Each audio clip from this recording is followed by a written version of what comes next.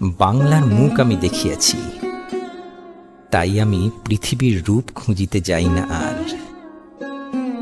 অন্ধকারে জেগে উঠে ডুমুরের গাছে চেয়ে দেখি, ছাতার মতো বড় পাতাটির নিচে বসে আছে ভোরের দোয়েল পাখি। চারিদিকে চেয়ে দেখি পল্লবের স্তূপ, জাম বট কাঁঠালের হিজলের অশথের করে আছে চুপ। ফণি মনসার ঝোপে সটিবনে তাহাদের ছায়া পড়িয়াছে।